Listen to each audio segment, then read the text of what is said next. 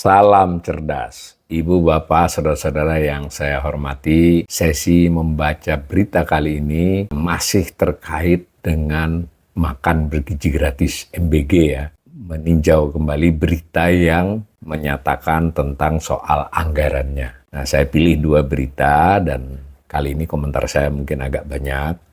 Yang pertama saya bacakan dari Kontan ya, yang ditulis hari Minggu tanggal 26 Januari jam 11 siang.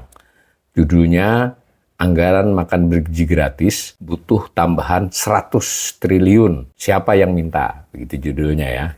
Program makan bergizi gratis MBG butuh dana tambahan sebesar 100 triliun untuk menjangkau 82,9 juta penerima hingga akhir 2025. BGN mengungkapkan dana tersebut idealnya cair pada September 2025 untuk memenuhi target 82,9 juta penerima program. Namun, Kepala BGN Dadan Hindayana mengatakan keputusan mengenai tambahan anggaran akan diumumkan langsung oleh Presiden Prabowo Subianto. Terkait tambahan anggaran, biar nanti Pak Presiden yang menyampaikan, katanya ya. Kami hanya menyampaikan hitungan kebutuhan tambahan 100 triliun rupiah, katanya di Jakarta Jumat 24 Januari 2025. Nah, Dadan mengatakan Presiden Prabowo gelisah karena banyak anak belum mendapatkan makan bergizi gratis. Oleh karenanya, tengah dipikirkan upaya untuk mengakselerasi program ini. Beliau sedang memikirkan percepatan program ini hingga akhir 2025. Semua penerima manfaat bisa segera terlayani, kata Dadan. Kegelisahan Prabowo bukan tanpa alasan. Sejak dimulai pada 6 Januari, saat ini program MBG baru menjangkau 0,7% penerima dari jumlah yang ditargetkan. Tadi 82,9 ya. Bisa dihitung tuh, kalau 0,7 mungkin belum sejuta ya penerima ditargetkan. Program sendiri baru dilaksanakan di sejumlah 244 satuan pelayanan pemenuhan gizi di 33 provinsi. Itu baru mencapai 0,7% dari target keseluruhan. Jadi ini betul-betul baru dari awal, ujar Dadan ini ya. Prabowo disebut ingin program ini segera dirasakan seluruh penerima manfaat. Rincian anggaran saat ini disetujui DPR mencapai 71 triliun. Jumlah itu diperuntukkan bagi 3 juta pelajar hingga April 2025, lalu bertambah jadi 6 juta hingga Agustus 2025. 15 sampai 17,5 juta penerima manfaat pada Agustus sampai Desember 2025. Itu perhitungannya. Jadi kita mungkin menalar ya secara sederhana. Jadi kalau disebut 15 juta sampai 17,5 juta atau sering disebut 17 juta oleh Pak Dadan itu dari anggaran yang tersedia itu perhitungannya adalah pada triwulan terakhir ya. Jadi atau Agustus sampai Desember 2025. Kalau anggarannya segitu saja. Jadi kita jangan membayangkan panjang tahun 17 juta tidak ya, karena baru dilaksanakan ini malah masih kurang dari 1 juta yang dapat. Nah, ada tahap-tahap untuk menambah jumlah penerima manfaat dan dengan sendirinya juga menambah satuan pelayanan ya di berbagai provinsi. Kurang lebih begitu dulu yang kita nalar ya. Karena itu disinilah problem kita membayangkan minta 100 triliun nanti menjangkau seluruhnya ya. Tadi 82,9 kan hitungannya jadi bingung kita nih. Karena ketika 71 itu bisa menjangkau 71 triliun menjangkau 17 juta penerima. Loh, kok ditambah 100 bisa lompat menjadi memenuhi 82,9 kan nggak mungkin. Kalau 17 itu dengan 71 itu menjangkau 100, maaf 71 itu menjangkau 17 juta orang. Nah ini maka kalau ditambah 100 logikanya ya hanya bertambah totally jadi hanya 40 juta. Padahal tadi kan yang mau dituju 82,9 juta. Ternyata dari berita ini pengertiannya itu adalah bertahap sehingga kalau menjangkau berapa gitu misalnya 17 juta pun itu bukan 17 juta di bulan-bulan sampai Juli nanti bukan, tapi di bulan-bulan akhir kalau dananya nggak ditambahi.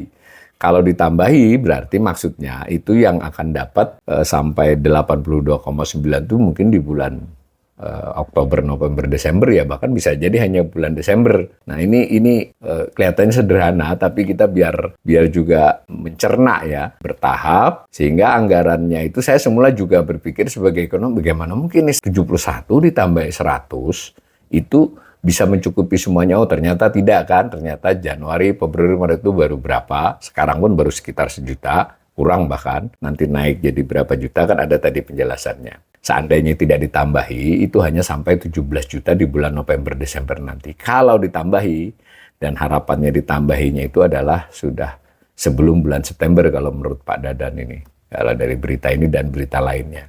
Seperti ditulis begini, fix 71 triliun. Kalau tidak ada penambahan, penerima manfaat hanya 15 sampai 17,5 juta. Nah, jadi kalau ditambahi di sebelum bulan September, itu mungkin bisa mencapai seluruhnya tapi di bulan November Desember. Tentu kita akan jadi berbicara lagi tahun depannya ya. Kalau tahun depannya tidak cukup tuh 171. Karena kan dari Januari sampai Desember tahun depan, itu kan harusnya dapat semua, karena kan nggak lucu nih kalau dapat semua, tapi gantian itu kan tidak mungkin itu yang dimaksudkan. Jadi saya ingin memberi catatan terhadap berita ini bahwa tidak bisa kita hanya berpikir 2025. Di 2025, 71 triliun dengan harapan ditambahi 100, karena menurut Pak Dadan, ide untuk nambahi itu perintah dari Pak Prabowo, cuma hitungannya dari Pak Dadan, dari timnya Pak Dadan. Jadi 100 ini berarti kan 171 itu adalah mengarah pada pemenuhan di bulan November-Desember, bukan 171 itu selama setahun 2025 memenuhi seluruhnya. Nah, di tahun 2026 kan nggak bisa mulai lagi dari sedikit sampai banyak, ya dari semula itu semua. Nah, itu maka perhitungannya menjadi lebih besar. Yang saya lihat di alokasi di BGN, di APBN, itu nilainya memang 71, tapi dari 71 itu kan ada belanja pegawai ya. Jadi belanja pegawai yang baik melakukan perencanaan, monep, macam-macam lah, administrasi.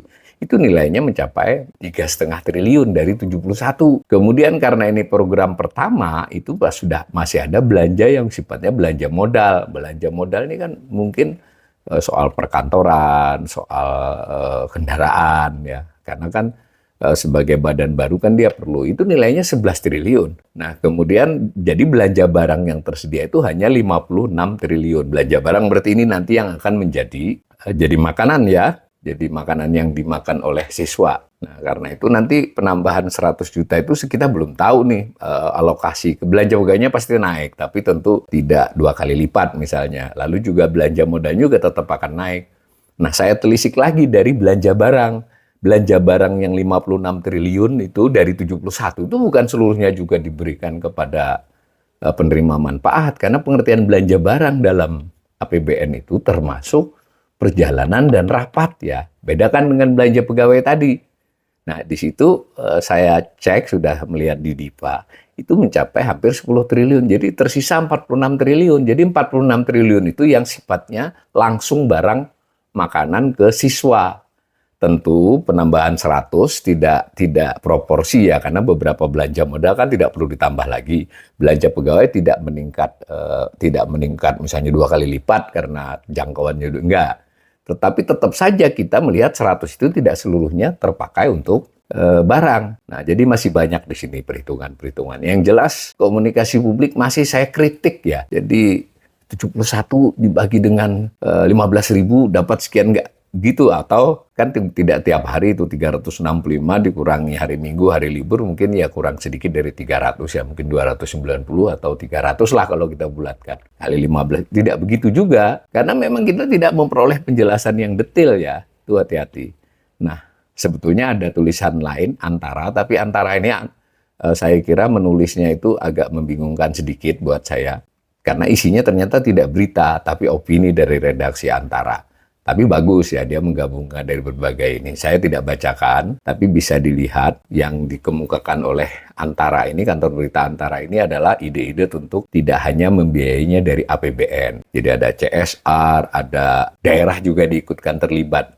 Nah, tadi hitungan yang APBN begitu. Nah, bagaimana kalau daerah dilibatkan? Bahkan di luar beritanya Antara ini sudah ada isu bahwa antara lain dana desa harus sebagiannya untuk MBG, beberapa juga yang alokasi ke daerah itu MBG ini menurut saya akan menimbulkan kompleksitas yang baru lagi. Ya, itu namanya refocusing ya, refocusing. Nah, termasuk di pusat sudah ada impres tentang penghematan yang diharapkan mencapai 306 triliun. Itu kan sudah kelihatan sebagiannya itu untuk membackup MBG. Ini juga sebenarnya harus ada perhitungan yang lebih jeli ya, karena ketika APBD, APBN refocusing untuk MBG saja harus ditelisik program-program apa yang digunting atau kegiatan apa. Kita selalu mendengar penjelasannya adalah perjalanan dinas, rapat dinas. Kalau itu dihitung nggak akan sampai 306 ya. Karena perjalanan dinas rapat dinas itu bagian dari belanja barang. Nah, belanja barang totalnya itu hanya 428 triliun. Jadi menurut saya pemerintah harus lebih hati-hati karena dalam konteks ini memang perhitungannya masih harus hati-hati sekali. Kita memang berharap MBG ini bisa berjalan dan sukses, tetapi jangan sampai membuat APBN, apalagi APBD, kemudian fokus kepada MBG saja, malah akan berdampak buruk bagi keseluruhan peran APBN dalam perekonomian.